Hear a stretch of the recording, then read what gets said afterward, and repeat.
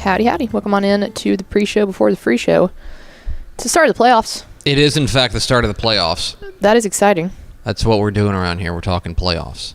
If you don't like that, this is the wrong show for you. Go and get... I'm just going to be honest with you. We can't be everything for everybody, but we can be a show about the playoffs. For everybody. For everybody. Welcome to the pre-show for the free show. I'm Greg. That's Ashley. So I went to the doctor yesterday. I've had this cough. Perhaps you noticed. Mm-hmm. A little cough. And this is talking season for me. Yeah. And so a cough is a problem for me. And so I was like, you know what? I'm going to get out ahead of it. I'm going to go to the doctor. Mm-hmm. I think, I don't know. I know, like, my dad, I'll just call him out. Mm-hmm. My dad, and maybe your dad was the same Men way. suck at going to the doctor. Men, and I think especially, like, our dad's generation. Trash at going to the doctor. Going to the doctor. Will not go to the doctor unless, like, it is the only option. I hope it's a generational thing, and I hope we're just getting better at it. That now we don't have to, like, we're not afraid of going to the doctor, because I was just like, I don't know. My fiance sucks at going to the doctor too. I don't think I think you're just ahead of your time. Say that again? No. Okay. Anyway, so I went to the doctor, ran over there. Very nice lady. Talked for a couple minutes. She very quickly identified. She was like, it's not COVID. Don't worry. It's nothing like that. But she was like, here's the regimen we're going to give you. She gave me all these prescriptions and stuff like that, what we're going to do. Some of them was over the counter. But one of the, in particular, prescriptions she gave me, Pickle, I am here to tell you. Are you on roids? I'm roided up. Let's go. I'm roided up right now. Swole is the goal, size is price. I am, if you were to take my blood right now, I would fail a steroid test. Let's go. Right now. I'm roided up. Dude, it's insane how much those help. It's wild. Yeah. I feel like I can do anything. Yeah, I have really bad allergy problems. And sometimes a steroid shot is like the only cure. It's the only thing that works. Yeah, they gave me the pills.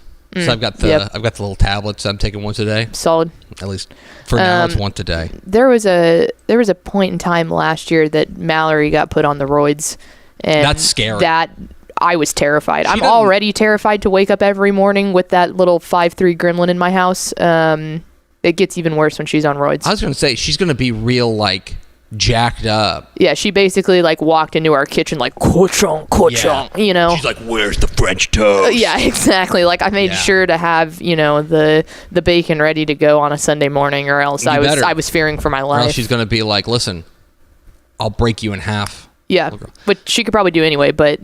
By the way, another thing of note. Today is National Pickle Day. Oh, yeah. Do you know how I know this? Huh. My mom texted me yesterday. Oh, solid. And she said, hey, by the way, tomorrow is National Pickle Day. Let's go. So my mom's got your best interest. Always looking out. Yeah, no, I forgot about that. Brooke had actually mentioned that to me yesterday. She's like, is this for real? And I was like, oh, yeah, no, it absolutely is. There was one, so my mom has a pickle costume. Anybody that has heard me talk about my mom, this should be like the least shocking thing in the world. That feels like the kind of thing that she was like issued at birth. Yes. Well, I mean, she was born a pickle. Issued in 1949, or gosh darn, 1994. Yeah, dyslexic. Yeah, I was going to say the day that she got the moment the ink was dry on the marriage certificate, she was like, and here's your pickle costume. Yeah, May 21st of 1994. Right. That all being said, one time she did let me borrow it, and there was a North Texas basketball game that fell on National Pickle Day, and so I emceed the basketball game in the pickle costume. She got little, like, white hamburger helper looking hands to go with it. Cartoon hands. Yeah. So yeah, I've worn a pickle costume before. Do photos exist of this? Mm-hmm. Quick follow-up. Mm-hmm. Can I have one of those photos? I mean, yeah. It's on, I think there's one on my Instagram. On your Instagram? Pretty sure, yeah. To the people who are listening, I don't want to go through her Instagram. So if you guys want to flip through... I'm private, so... Oh, see? Never mind. Someone I'm sure that is watching this show would be able to find it. My mother's watching this show. Happy National Pickle Day, Mom. Yeah. If somebody could find that photo for me and get it to me through whatever means necessary... You could become the Texas Football Today listener of the day if you will go and find that. Anyway, enough of that nonsense. We got playoffs to talk about. Hit the theme, Expo.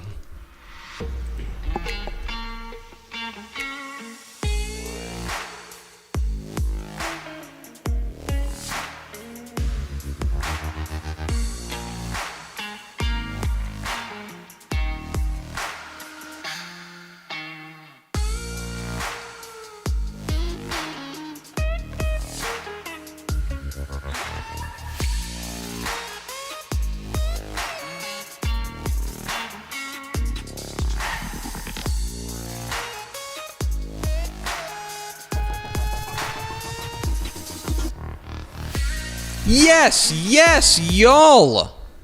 From the new Dave Campbell's Texas Football Mothership in beautiful Lewisville, Texas, it is Texas Football Today, a program that has playoff fever. Yeah. Hope you got it too.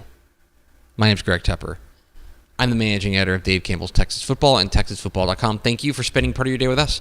Whether you're watching us live at TexasFootball.com, Facebook, YouTube, Twitter, all the places, or you listen to us at the podcast, which you can subscribe to on the podcast vendor of your choice. Either way, thank you for doing your part to support your local mediocre internet show. I am sitting over there at the helm today, making us sound good. She is the Duchess of the Dorks. The test just came back, and she's got playoff fever. Yeah. She's Ashley Pickle. Yo, welcome. A quick thing, because I think we have a lot of new people joining us. First off, welcome to Texas Football Today. We are very excited to have you. Just wanted to let you know what we just did prior to running the intro. It's called the pre-show before the free show. That is 5 minutes of us talking about nothing really about football. So if you are not interested in that or wondering why we weren't talking about playoffs, go ahead and show up at noon. But at 11:55, we talk nonsense for 5 minutes. So I promise you, we'll get to football. But I just wanted to. There's some new people that were rather confused about our programming. Talking about you being roided up. That's a good reset. It's a good reset. Yeah, we are. The playoffs bring in a lot of new people. That's great. And we hope you stick around. We hope you'll stick around. We are going to talk for the next hour about football across the state of Texas, but you have to give us 5 minutes to get our shots up. Yeah, we talk football literally 24/7 in this office. We need 5 minutes. Give us our 5 minutes, yes. Darn it. Yes. Today is Thursday, November 14th, 2024. It is 14 days, 2 weeks from Thanksgiving. Let's go. Happy birthday to King Charles. Is he still alive? Wow. And okay. Happy birthday. Yes, happy birthday. King but have Charles. you seen him? He doesn't look like he's enjoying life. Happy birthday, King Charles. I just feel bad. It's episode 1816. On today's show, folks, you would expect nothing less. It's a big playoff edition of Texas Football Today. We're going to roll out my top 10 Texas high school football plays or games of the week. Come on, Madison. Games of the week. Then we're going to be joined live by the head coach of the Houston Milby Buffaloes. Coach Matt Puente will join us. The Buffaloes are in the playoffs. On Saturday, they will play their first playoff game since 2000. Bless you. Thank you. Since the year 2000. Wow. It has been nearly a quarter century. That's VNA's lifetime. Since the Milby Buffaloes have been in the playoffs. We will talk with Coach Matt Puente coming up here in a little bit. Back half of the show, the picks, my high school football predictions for for the first round of the Texas high school football playoffs. I predict all 352 UIL Texas high school football games. All 352 of them. Psycho. Yep. Then we'll round it all out by talking to Craig Way, the Texas High School Football Hall of Famer, joins us every Thursday here on Texas Football Today. And then we'll round all that out with final thoughts, mailbag. If you got some questions, get them in the comments, Facebook, YouTube, and Twitter. Pot, right? Yeah. Okay. Do we have first four through the door? We sure do. Excited about this one. So jersey number 69, nice. Big Jiggly Water Balloons, nice. Joey Hill, and Ed McElroy. That's an OG4. Well, it gets even better. Okay. Happy 74th birthday to Ed McElroy. Happy birthday, Ed. Oh, happy birthday, Ed. Happy birthday, Ed. Yeah, dude. Man, that rocks. Boy, first day of the Texas high school football playoffs is your birthday. That's ringing in 74 like a king. That's about as good as you can get. Yeah. I got to be honest. That feels like, well, yeah, that's pretty good. That's happy awesome. Birthday. That's very good. Happy birthday, Ed. We hope you have a great one. All right, Pickle. Starting tonight. Gosh darn it. We hang out too much. Literally in like 6 hours. The 2024 Texas High School Football Playoffs will kick off across the Lone Star State. Very excited about it. 704 UIL Texas High School football teams will compete in 352 win or go home games scattered across the state. And what's great about this, a lot of what we do throughout the course of the year on this show was the app. Yes. But also a lot of what we do is like set the stakes, and we say this game is important for this reason. And this game is important for that reason. And this is why you should watch this game. Here's the great news about this time of year. Y'all already know. Okay? They're all important. If you win, you get to play next week. And if you don't, you go home. That's it.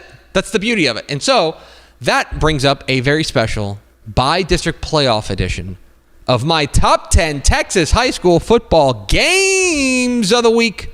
Let's go to the big board. We'll start with number 10, Midlothian and Lake Belton. This is a really interesting ball game down there in 5A Division 2. This game, or 5A Division 1 rather. 5A Division 1. And going down at Midlothian ISD Stadium tomorrow night. It is 8-2 versus 7-3. You don't always get that in the first round of the playoffs. And furthermore, what I love about this game is that this is going to be what feels like a real referendum, finally, on certainly Lake Belton can't keep getting away with it, right? This is a team that has won a ton of really, really close games. But actually, what's interesting, both of these teams have lived on the edge, okay? Midlothian has a 3-point win over Kimball. They have a 4-point win over Burleson Centennial. They have a 4-point win over Red Oak. Lake Belton has lived on the edge perhaps more than anybody. Yeah. They're a team that they're 7-3, and they have outscored so get this. They're 7-3. They have outscored their opponents this year by 22 points combined. That's crazy. 22 points. Hold on. I came unplugged. Let me get this.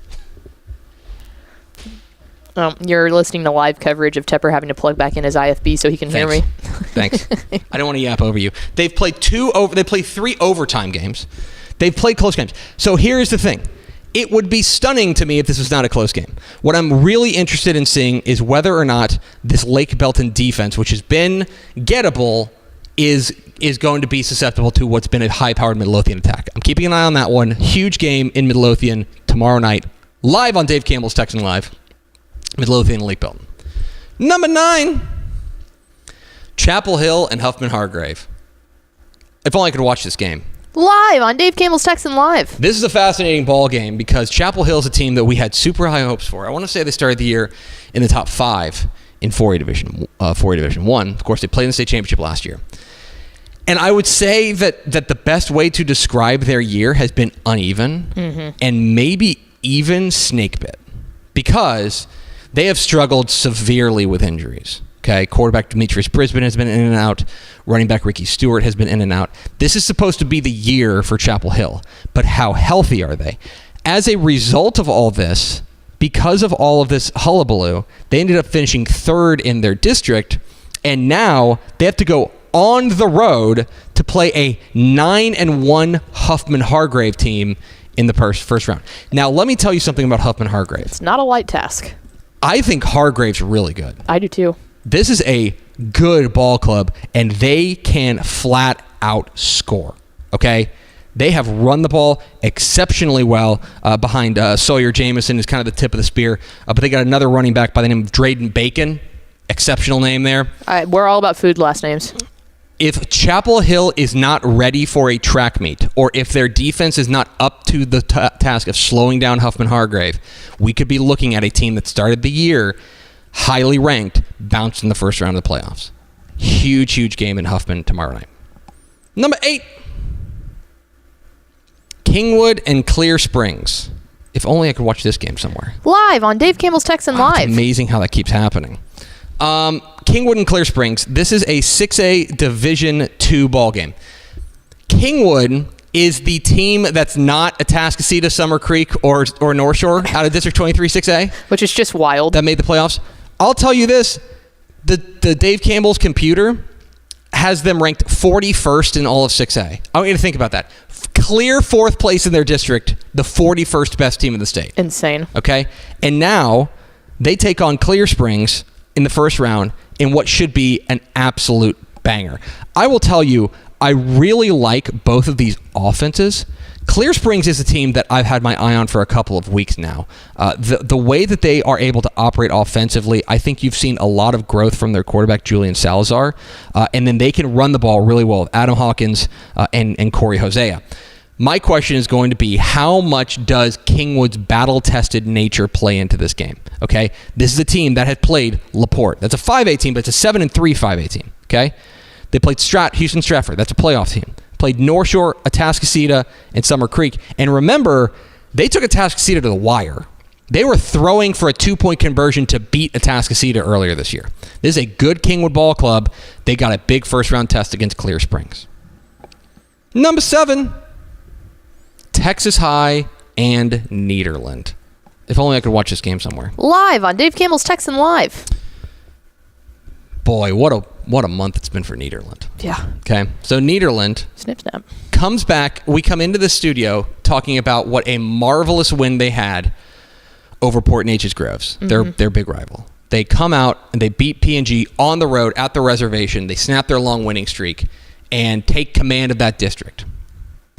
And 3 weeks later, because they lose to Huntsville and Montgomery, they are on the road at Texarkana. At Texas High, an undefeated number 2 team in the state. The road trip stinks. The matchup stinks because they're so good. That is just falling. It's very, very tough. So that is a huge, huge result there. Can Nederland find their groove, especially defensively, up against Tredarian Ball and his high-powered Texas High attack? Keep an eye on that one, Texas High and Nederland. Number 8. 6. Math. Allen versus Louisville. And again, I wish we could watch this game somewhere. Live on Dave Campbell's Texan Live. It's a 6A Division I matchup. And Allen, I think we've talked about it here. Allen is capital B back. Mm-hmm. They're a team that you need to be paying attention to. They are rolling defensively. I think Brady Bricker, their quarterback, has taken a real step, and they're able to run the ball pretty effectively. I mean, they're averaging nearly 50 points a game. Their offense has been terrific. But this is a tricky first-round matchup with Louisville. Louisville is a high-ceiling team. The playmakers they've got offensively, whether it's their sophomore quarterback, Trey Williams, whether it's their running back, Tennell Hill, they have got dudes. And when they play to their paper, they are capable of beating anybody. Furthermore, I think they match up in the trenches pretty well with Allen because they're huge up front, led by Michael Fasusi. Keep an eye on this one in 6A Division I. Allen's your favorite, but and especially at Eagle Stadium, but I've got this one kind of circled as upset watch. Number 5. Angleton and Pflugerville Weiss. We're going to talk about this in the picks video, so I don't want to belabor the point. But this is a really fascinating ball game of Houston versus Austin. Can the freshman quarterback, Jackson Shad, handle the pressure on the road against Angleton? Huge, huge game there in 5A Division I. Pflugerville Weiss and Angleton. I'm fascinated by this ball game. Number 4. Lake Travis and Round Rock. And boy, if only there was a place to watch this. Live on Dave Campbell's Texan Live. Austin area takes center stage here. And for Round Rock, it's an opportunity to prove that they belong in that big conversation of top-tier Austin area programs. We know what they've got, especially on the offensive side. We know that they can put up points. I think that their quarterback, Jack Apple, has grown up in a big way, and they can run the ball with Joaquin Maldonado. But are they ready for what's been an excellent Lake Travis defense? And can they contain Chaston, Ditta, and Van Hopping? That's the big question in this one. I'm fascinated by this one in the 6A Division I Region 4 bracket. Fascinated to see how it works out. Number 3, Coppell and Prosper. I think this game's on FanDuel Sports Southwest this week. I'm fascinated by this one. This is what happens when you have the post, when you have the split division, or you don't have the split divisions in 6A, is that you got a second place Prosper team going up on the road against an undefeated Coppell team.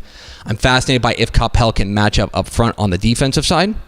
I'm fascinated to see, can Prosper hold down the high-flying offense led by Edward Griffin at Coppell? Huge ball game there in 6A Division 1 that will really shape, I think, one of the chief challengers to North Crowley in Region 1 of 6A D1. Number 2, Atascocita and Dickinson.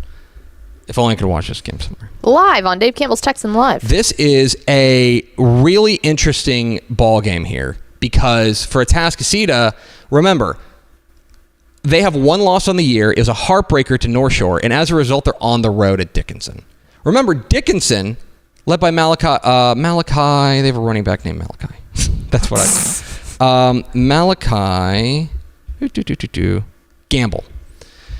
They gave Katy all they want in the playoffs, or in the season opener, and that was at Vitanza Stadium. That's a tough place to play there in Galveston County. Atascocita better be strapped up right away, or else we could have a huge upset on there. Like, Atascocita is your favorite, I want to be clear, but this is a massive game. It's not the biggest game in the state, though. Number 1, Gordon and May. Did you think I was going to go with a 6-man game here? No, but I mean, if you want to talk about sheer competition, this is probably the best one in the state. It is a fascinating, absolutely blockbuster first-round matchup between Gordon and May. This is a top 10 matchup in the first round of the playoffs. Unfair. May is here because they were undefeated going into last week's game and lose to Jonesboro. And so as a result, they play Gordon, the undisputed number 1 team in 1A Division 1 in the first round of the playoffs. Not fun. Braden Steele, Ben Harrell, this is a good May team. And for Gordon, I think they're like, golly, the road to repeat is huge. But that said, Gordon's defense has been so good. They've given up fewer than 40 points all year. Their defense has been unbelievable. Rye Reed, Striker Reed. This is a massive game in 6-man football, and it'll really help shape the entire 1A Division 1 bracket right out of the chute. And everybody else is excited that one of these teams is getting knocked out. Yeah, absolutely. So there it is. My top 10 Texas high school football games of the week. Make sure you go to texasfootball.com/playoffs for all things football playoffs across the Lone Star State. We're Texas Football Today. We're here Mondays and Thursdays on texasfootball.com, talking football in the Lone Star State. You can follow us on Twitter at DCTF, like us on Facebook, facebook.com/Dave Campbell's. Follow us on Instagram, instagram.com/Dave Campbell's, and of course, see us at texasfootball.com. We're going to call a little bit of a pivot here, and instead of going to our guest here, I want to run the picks, my high school football predictions for the first round of the Texas high school playoffs. You're probably thinking, okay, well, Tepper is probably going to pick like 20, maybe 30 games. How about all 352? Because he's psycho. And because VNA Moreno deserves a raise. God Here bless it is, her. the picks. My high school football predictions for the first round of the Texas high school football playoffs on Texas Football Today. 352 games, 352 predictions. The first round of the Texas high school football playoffs are here, and these are the picks.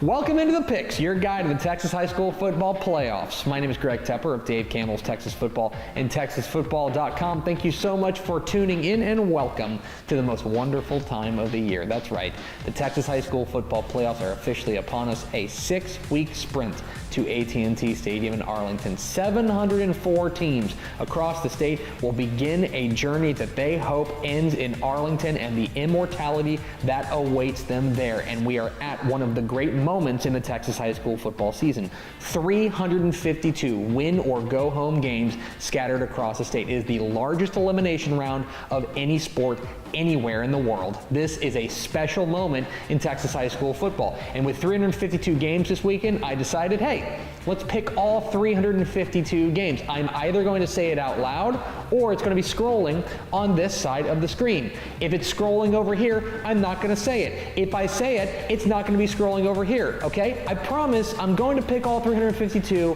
I counted. There are massive games in this huge week of Texas high school football playoff action. We start in Houston.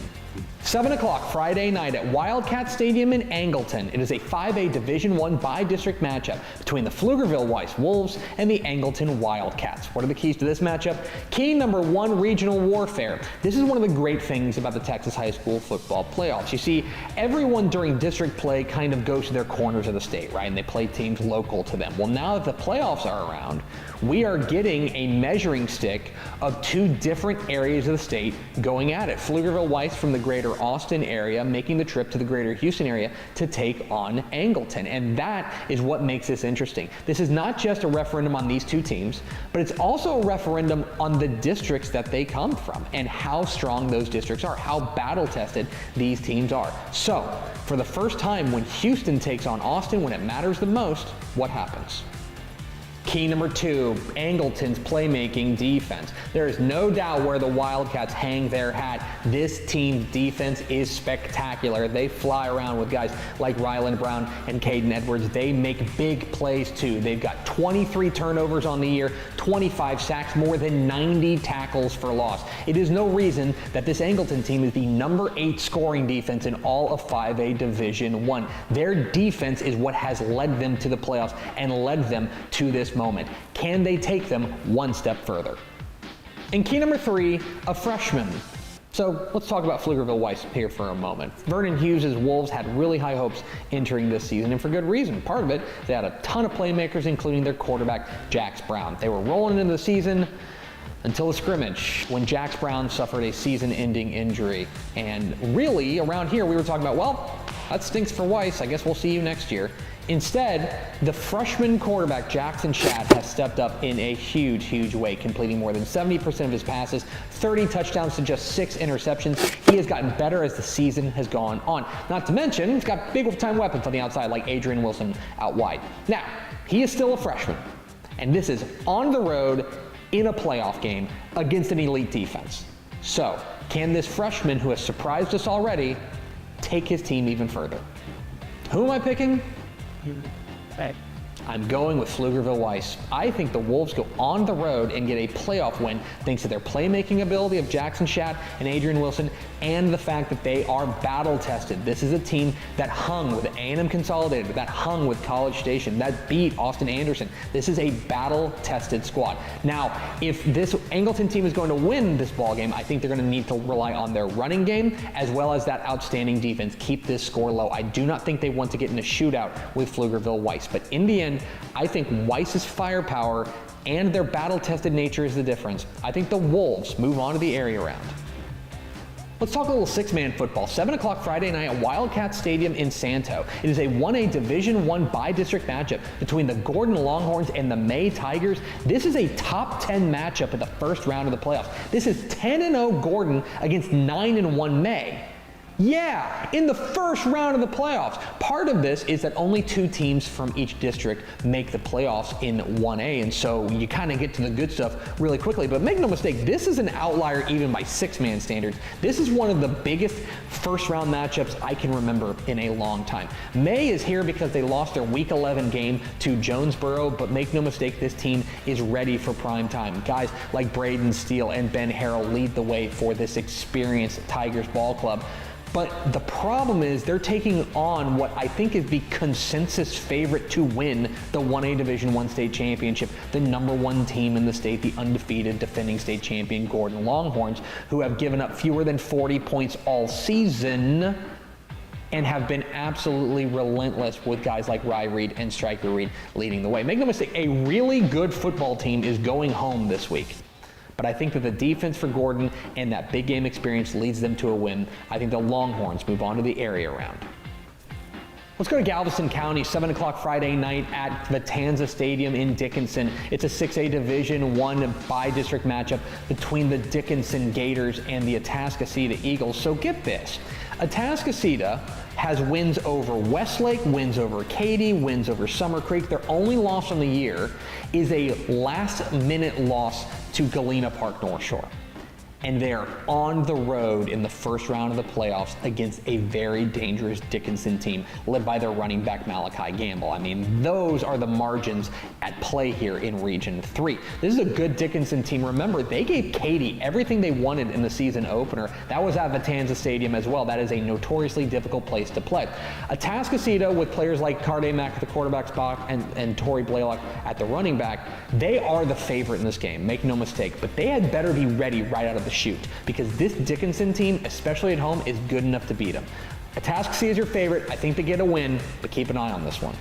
And let's go to DFW, 7 o'clock Friday night at Mustang Panther Stadium in Grapevine. It is a 5A Division II by-district matchup between the Anna Coyotes and the Colleyville Heritage Panthers. Life begins in the playoffs for the defending 4A Division I state champion Anna, and I will tell you, they've got firepower to spare. Edward Chumley, Ziondre Williams, they are putting up more than 51 points per game. They are electrifying. The defense can be a bit of a trouble spot for them at times, and that is why I'm very interested in this ball game, because I think Colleyville Heritage can exploit that with quarterback Bodie Weaver and a stout rushing attack. Furthermore, they've got an outstanding playmaking defense led by Bryson Burgess in the secondary. They make big splash plays when you need them. This is a fascinating ball game, but I think Anna's firepower is just a little bit too much. Give me the Coyotes. But those are far from the only big games in the first round of the Texas High School Football Playoffs. Remember, I'm picking all 352 games. I'll either say it out loud or it's scrolling on this side of the screen. Let's get to the lightning round. In 6A Division I, I like Coppell over Prosper. Give me Bridgeland to take down Klein Oak. And San Antonio Brennan gets by San Antonio Reagan. 6A Division II now, I like Denton Geyer over McKinney, and give me Wiley East over Forney. San Antonio Sotomayor gets their first ever playoff win with a win over San Antonio Churchill, and give me Kingwood to take down Clear Springs. To 5A Division I we go. I like Richland over Fort Worth Arlington Heights. It's the Michael Quintero Bowl. Cedar Park head coach Michael Quintero coached at both Red Oak and Cedar Park. I like Red Oak over the Timberwolves, and give me New Braunfels over San Antonio John Jay. Amen. To 5A Division II we go. Montgomery edges out Marshall. I like Victoria West in a close one over Gregory Portland, and give me Brenham to take down Texas City. 4A Division I now. Give me Canyon Randall over El Paso East Leda, and I like Chapel Hill in a very close one over Huffman Hargrave. Dallas Kimball squeaks by Aubrey, and talk about Texas high school football history. I like Corpus Christi Cal Allen over El Campo. 4A Division II now. Give me Fort Worth Benbrook over Mineral Wells, and Van gets by Athens. I'm going with Robinson over Sealy, and Kingsville King takes down Rockport Fulton. 3A D1 we go. I like Comanche over Peaster, and Winsboro takes down Atlanta. Give me Yoakum over Troy, and San Diego beats Orange Grove. Big games in 3A D2. I like Jacksboro over Brady, and Childress squeaks by Slayton. I like Lexington over Rice Consolidated, and give me Woodville over ARP. 2A D1 now. I like Frankston over Italy, and Post stays perfect with a win over Spearman. I'm going with Centerville over Joaquin, and give me Marlin over Holland. 2A Division II now. Give me Ira Ann over Seagraves, and I'm going with Miles to take down Lindsay. Tough one to call here, but I like Deweyville over Mount Enterprise, and Benbull takes down Yorktown. And big doings in six-man football. In 1A Division II, I like Follette over Paducah, and Oglesby over Blanket. And up in 1A Division I, give me Westbrook over Robert Lee. And those are the picks. I picked all 352 UIL Texas High School football playoff games this weekend. I either said it out loud or it's scrolling on this side of the screen. So now you can let me know gently, what am I wrong about? Leave comments down below. Don't forget that subscribe button. Follow us on Twitter at DCTF. Like us on Facebook, facebook.com/Dave Campbells. Follow us on Instagram, instagram.com/Dave Campbells. And of course, see us at texasfootball.com, where you can find complete coverage of the 2024 Texas High School football playoffs at texasfootball.com/playoffs. Thanks for watching. Enjoy the first round of the Texas High School football playoffs. We'll see you. There it is, the picks. My high school football predictions for week. No, I gotta keep saying that. I guess week 12. 352 playoff games. UIL Texas High School football playoff games. I guarantee I got at least one of those right. So, if I didn't, buy a lottery ticket. Pickle, let's go to the hotline. Let's go Houston way to talk with the head coach of the Houston Milby Buffaloes. We're joined by Coach Matt Puente. Coach, how are you? Pretty good. How are you? Doing excellent. How are things around Milby these days? Pretty good, man. There's a little buzz going around, a lot of people excited. Well, and ample reason to be excited. The Buffaloes are dancing for the first time since the year 2000. It's been quite a while since Milby has been in the playoffs. I guess my first question to you is that if I had come to you before the season had started and I said, hey, you guys are going to snap a 24-year playoff drought, would that have surprised you? No, I don't think so. I think that was kind of our mindset too. Not necessarily that we were going to, snap the drought, but we were definitely locked in on the season, as a program, as a coaching staff and players. we had a little buzz going into the season, and we thought we had the potential to perform pretty well, and luckily, we were able to do that. You are there in your, let's see, is it your 9th year there at Milby? Is that correct? Correct, as a head coach, yes. You 9th year as a head coach there. You took over a program that is 1-9. To make it to the playoffs here, for you personally, what does this mean for you guys to make this kind of history down there at Milby? Personally, for me, it's as funny as it sounds. It's something that I kind of knew we always had the potential to do.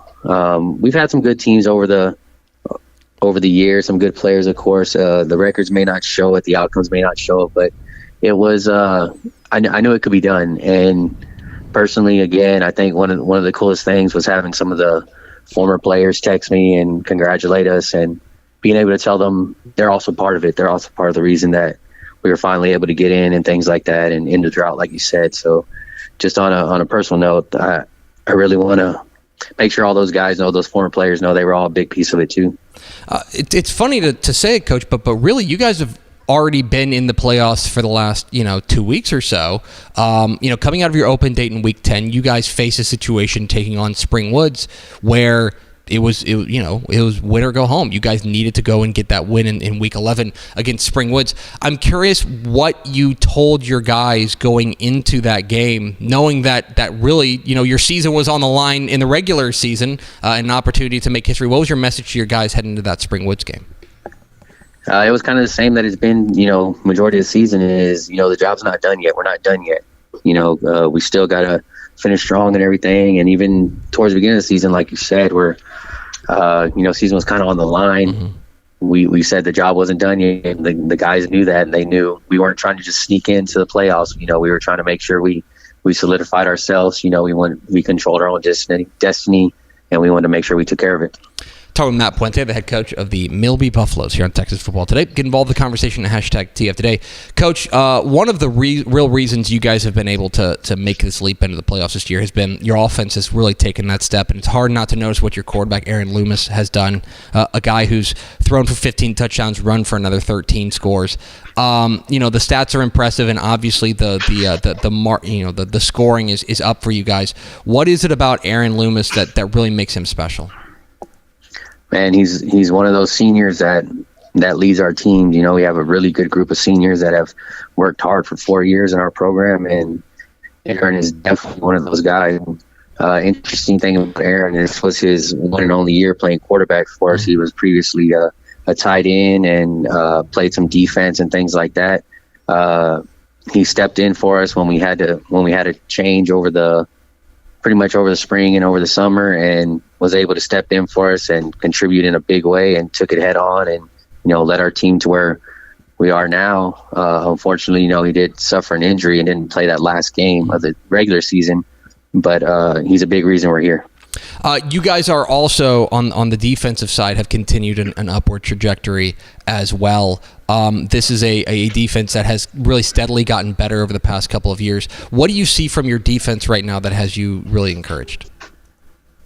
Again, a group that's senior led by guys that have been putting in a lot of work, but the main thing is everybody working together and really getting to the ball, understanding what's going on. A big thing that's obviously helped us as a program is guys really understanding, film study and understanding what's going on the other side of the ball and things like that. But a good understanding of the defense and what we're trying to do, and then working together, talking together, and playing together. I'm talking with Matt Puente of the Milby Buffaloes here on Texas Football Today. Coach, I do want to go back to the beginning of the season. You guys were 1-4 coming off the loss to Galena Park, albeit in a couple of close games. Close game to Wisdom, a close game to Galena Park. I think at 1-4, there's a lot of football teams that might pack up shop, and a lot of teams that might get discouraged. How are you guys able to keep your guys focused and moving forward, even when the record was not what you wanted it to be? Yeah, and our guys knew it. We didn't play to our potential at the beginning of the season. We kind of got off to a slow start, like you mentioned, but we knew what we had, and we knew what we were capable of. Like I said, if someone would have told us that we were going to be in the playoffs this year before the season started, I wouldn't have said, yeah, absolutely. But I would have said, definitely, we have the potential, we have the team, and it's just about, executing and things like that. So when it got rough there, we definitely went back to the drawing board a little bit. Definitely leaned on our senior leadership, and those guys definitely wanted to make sure they went out on a good note. So they kind of led the way, and we knew that once we got it rolling a little bit, we'd be on the right path. And finally, Coach, for the first time in a quarter century, Milby's got a playoff game to play. You guys are on the road at Lufkin on Saturday afternoon there at Abe Martin Stadium. I know you guys have been working on the game plan. I'm not asking you to give us all your secrets, but when you take a look at what you're going to be up against with the Panthers on Saturday, what do you see? We see a really good football team. Of course, those guys were the district champions, and they only lost one game all year to a really good Longview team, and we're up against a solid group of guys over there. Again, it's going to go back to us understanding what's going on the other side of the ball, whether that's the offensive side or the defensive side, and then our guys really trusting each other and playing for each other, and putting it all out there. He's Matt Puente. He's the head coach of the playoff-bound Milby Buffaloes. Coach, we sure appreciate your time. Congratulations again on all your success so far, and why don't we just plan on previewing your area round game next week? Sounds good, man. Thanks. I appreciate you guys. Go Buffs. There he goes, Matt Puente, head coach, the Houston Milby Buffaloes. What a great story that is. First time since 2000 to make the playoffs. And they were close 2 years ago. I think they finished 5-5, came within the game of getting there. But to make the playoffs is a huge deal there in Milby. I was having a conversation with somebody yesterday that one of the real joys of this job is that you get to celebrate successes wherever they happen. Mm-hmm. There's only 12 teams that are going to win the state championship, right? Yeah. There's only 20. And we'll be pumped for those 12 teams. Absolutely. But for Milby to make the playoffs is a huge deal. It's a big thing. And now they've got a tall ask on Saturday. They got to go to Lufkin and play a good Lufkin ball club. But their season so far is already a huge success.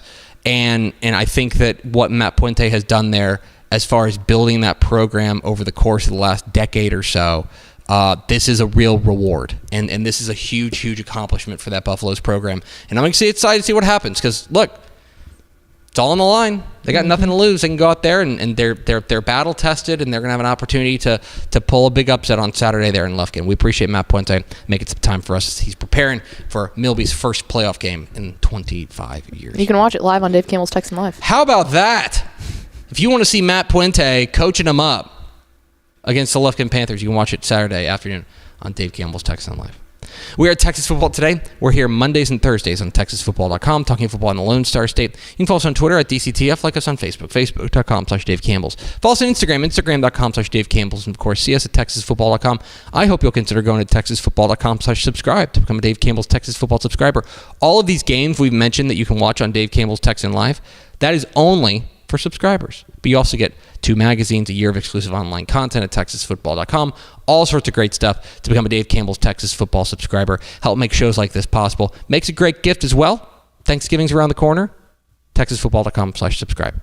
Coming up here in just a moment, we're going to talk with the Texas High School Football Hall of Famer Craig Way, see if he's excited for the playoffs. I bet he's not, but maybe he'll prove me wrong. But first, a word from these valued partners. Hi, I'm Jennifer Potter, Executive Director of Be Well Texas. Too many people are struggling alone these days, and alcohol and drug deaths are increasing. We started Be Well Texas to offer high-quality, science-based addiction treatment and recovery services anywhere, even at home. We provide compassionate, caring support virtually or in person. In many cases, there is no cost for treatment if you don't have insurance. Really. Welcome to Be Well Texas. We're glad you're here.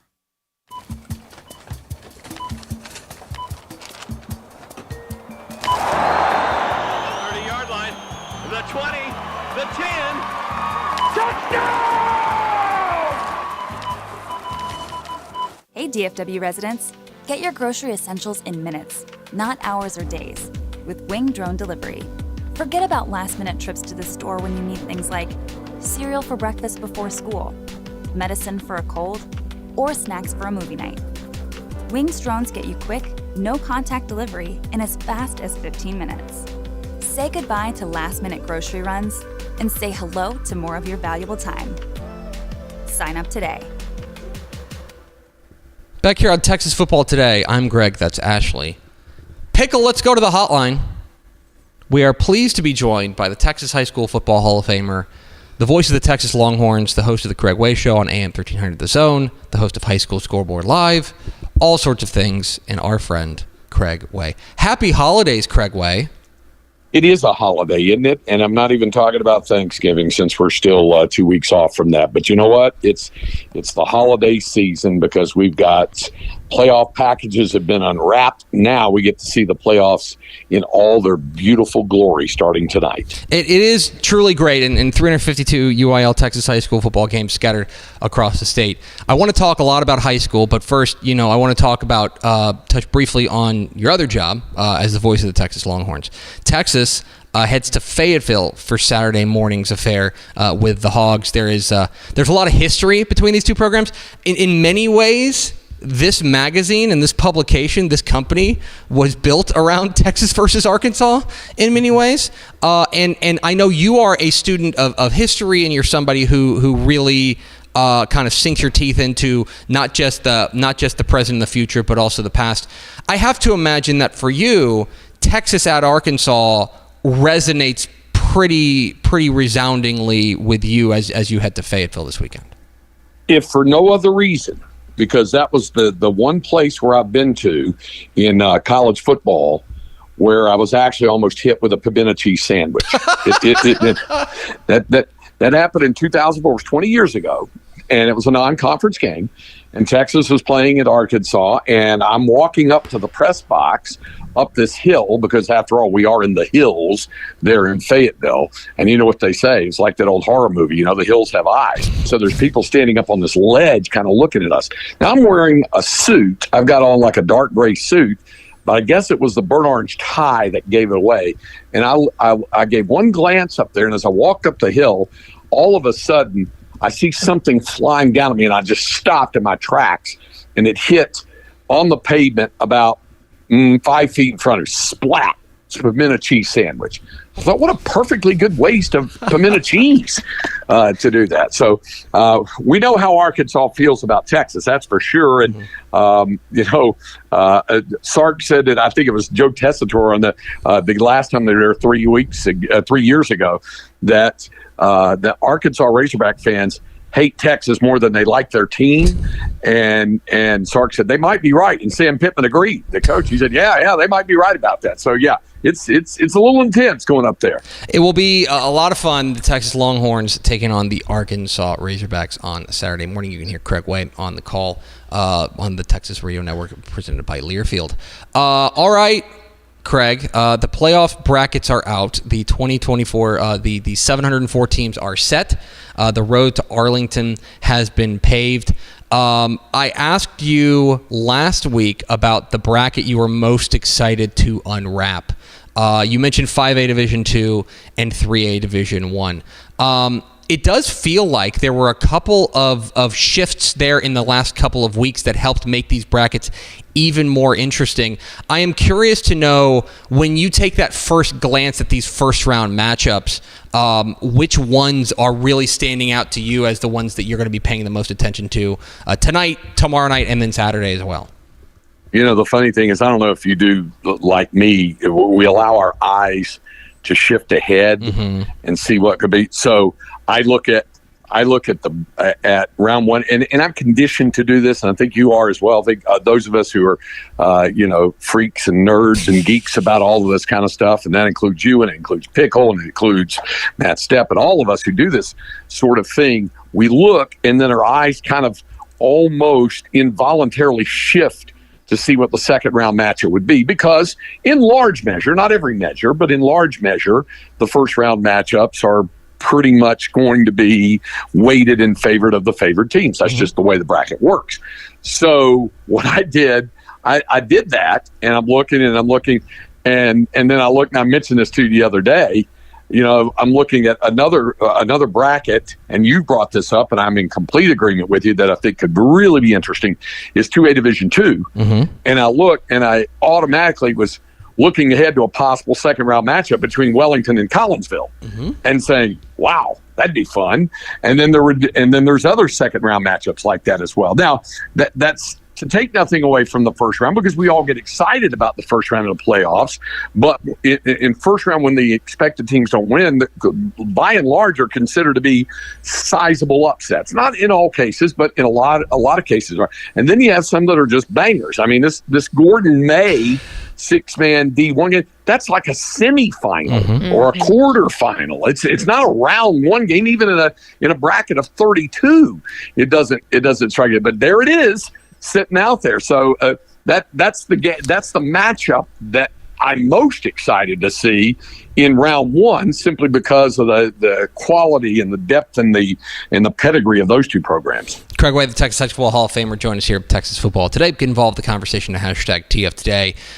Craig, I want to ask you about a recent shift in a couple of years ago, where the UIL allowed the higher seeded teams to have home field advantage, or the option, I should say, to have home field advantage in the first round of the playoffs. We're now a couple of years into this happening, and so we've got a little bit of data set. We've seen what it all looks like. I'm curious now, a couple of years out from that decision and seeing it now as these pairings come out in the first round, if you feel like this is a good thing, bad thing, if it's a neutral thing, where you stand on the home field advantage for the higher seeded teams in the first round. I like it. I think it's fair. I do. But there are also wrinkles. Let me also say this.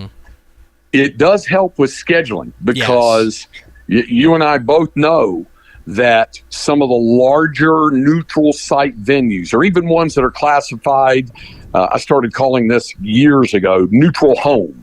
And I've heard some coaches say home neutral. It's the same thing. But when it helps ease the overcrowding and overbooking of large venues that we go to see games, and you might see a triple header and a quadruple header, and we might have lost something out of that. I mean, you're talking to a guy who remembers calling 9 a.m. breakfast bowl games, at Texas Stadium back in the day. So some of that has gone the way because of the home and home thing. But I do think it's fair and equitable for the higher seed. Now, there are wrinkles.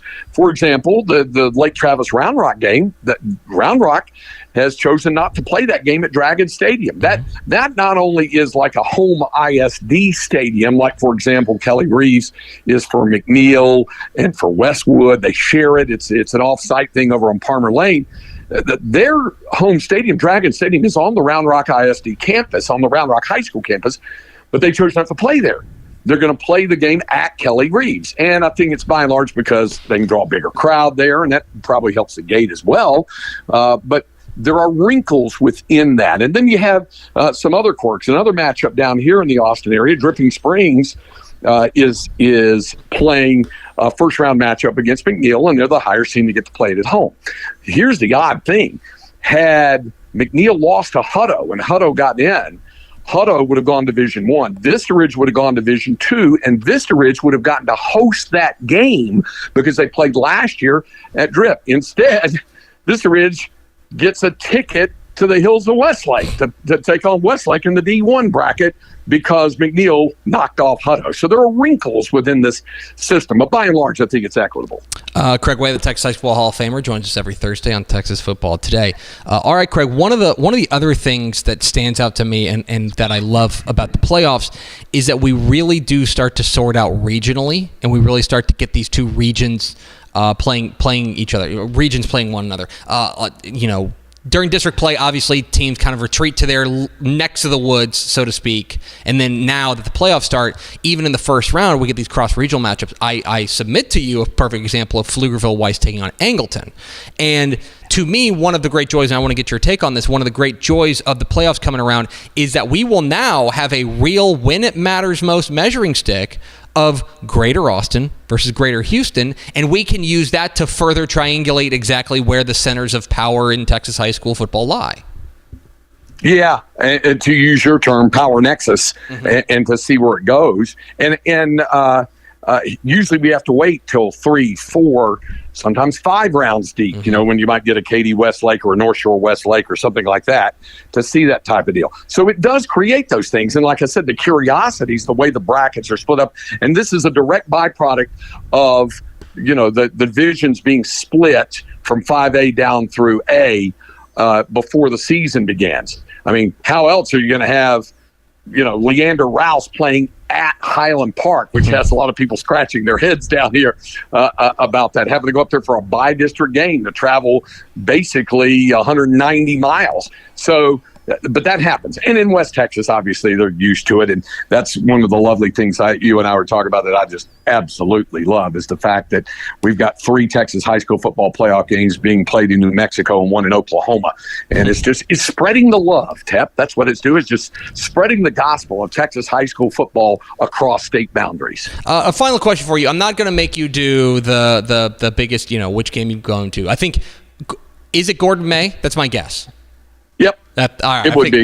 If I could be there tonight, tomorrow night, instead of in Arkansas, I would be at Gordon and May. I think that's absolutely the correct choice. So I guess, my final question for you then is, you've got the 12 state champions out there, the defending state champs from 2023.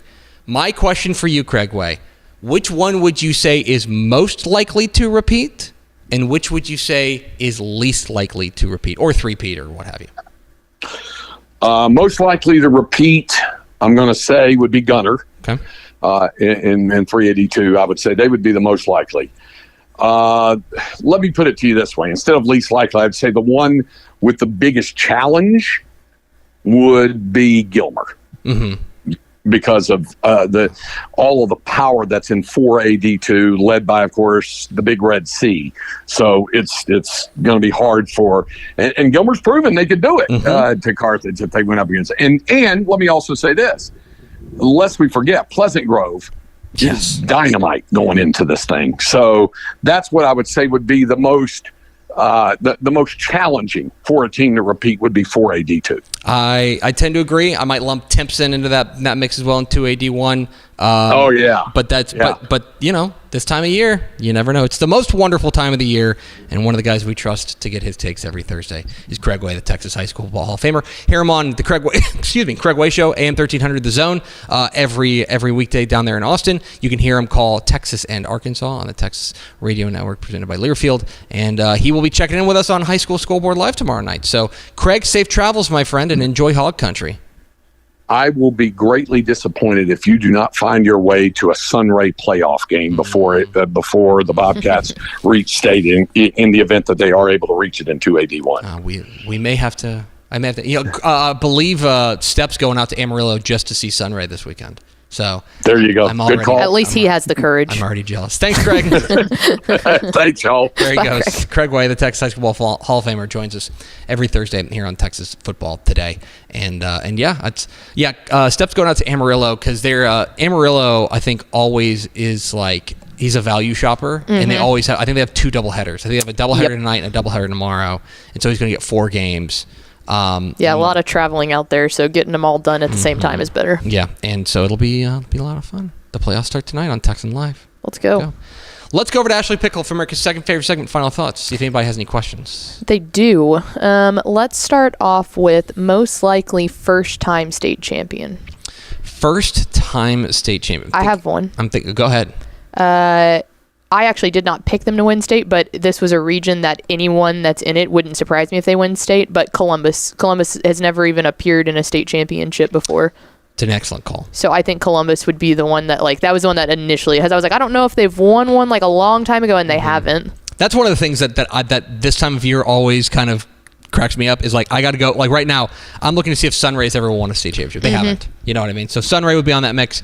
Columbus would be on that mix. I'm trying to think of other teams that I picked to win state that haven't. Richmond Randall. 582. I mean, obviously they would be the first time because they haven't been around for all that long.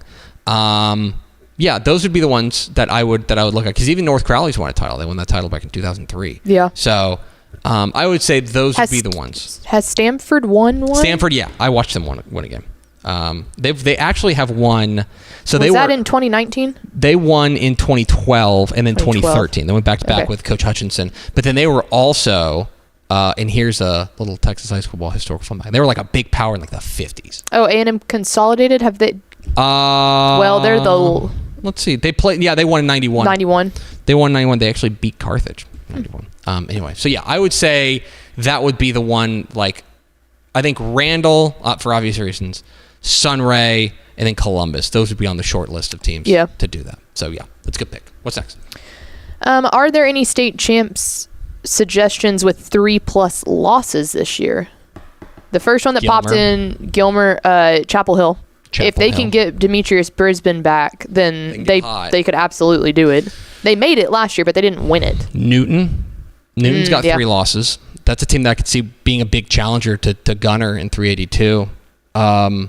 You're going to have a multiple loss, unless it's like Groover, you're going to have a multiple loss state champion in 282, just because there's not a lot of one-loss teams. Multiple losses. Like, there's a lot of teams that have 2 losses. Like, for instance, South Oak Cliff. South Oak Cliff's got 2 losses. Like, there's a ton of them that have 2 losses. DeSoto's got 2 losses. So most of them capped out at 2 losses, which they would end the season if they didn't make it with 3 losses, but not right now. Yeah, I think that's probably the short list there. What's next? Let's go with the most interesting game to stream on Thursday night. Ooh, Thursday night. I think that if I... So let me, while you're looking, if you don't mind. Thursday night of the first round of the Texas high school football playoffs, there's going to be some blowouts tonight. A lot of teams that want to get a head start on next week, if they know that they're big favorites, they will try to get this game out of the way and get it going. So Thursday night is not always the best night, but if I had to pick some games that I think could be kind of close, I would say I'm interested in Hightower and Manville tonight on Texan Live. That one's actually very interesting. If you want a smaller school game, maybe East Chambers and Dieball. Ooh, yeah. And then the other one that I feel like is pretty even competition, maybe Klein Collins and Cy Woods. Yes, that's a great call. I think those are 3. If you're looking for games on Texan Live to watch tonight, those would be. I actually had a friend ask earlier, so those are the 3 that I sent him. Hebron Rock Hill is tonight too. That is a game that is the first playoff game for Rock Hill, so that will be very interesting. North Shore Deer Park. I'm just saying this: North Shore's your favorite, but Deer Park's not lunch meat. Okay, that game's interesting. It's a good opportunity to get some eyes on people. If you've never seen Richmond Randall, they play tonight. They play Belton. They're going to win, but like that would be a good opportunity to get some eyes on Randall there. So, yeah, good call. You got one more, or are you done? Yeah, but by the way, good call on Klein Collins at Cy Woods. Yeah, I think that one's very interesting. Woods is really fascinating. Oh, yeah! Happy National Pickle Day. That's my mom wearing it at the elementary school that she taught at, and then I wore that to MC. Respectfully, Ashley? Yeah, Trish rocks it way better than I do. I know who wore it better. Sorry. Yeah, my head is too big. Like, she fits in the pickle better. My head it doesn't work. Trish, killing it, per usual. Crushed it. The kids loved it. Oh my gosh, yes. They always called her Miss Pickles, which... That always frustrated me. I hate when people add the S on the back. It's just pickle. It is pickles when we are all together. I am singular pickle. But the little kids always called her Miss Pickles, and I think she really liked it. So, like, when I... Shout out to Trish for the photos, by the way. She was listening and sent them to me. So what you're saying is that when I officiate your wedding... If you add the S, I'm punching you in your face in front of everybody. Okay. But it will be a gathering of the pickles. That is correct. There will be a lot of pickles there. Some of the pickles, including... You know my number 1 rated pickle. Chicken pickle. It's my favorite pickle. Hi, chicken. It's going to do it for us. Thanks for spending a little bit of your day with us. Follow us on Twitter at DCTF. Like us on Facebook, facebook.com/Dave Campbell's. Follow us on Instagram, instagram.com/Dave Campbell's. And, of course, see us at texasfootball.com. Thanks again to Matt Puente, head coach of the Houston Milby Buffaloes, and to Craig Way, the Hall of Famer, for being our guests. For Ashley Pickle, I'm Greg Tepper. Vince Young, please give me your Player of the Year trophy. We'll see you Monday for a huge recap of the first round of the stinking playoffs on Texas Football Today.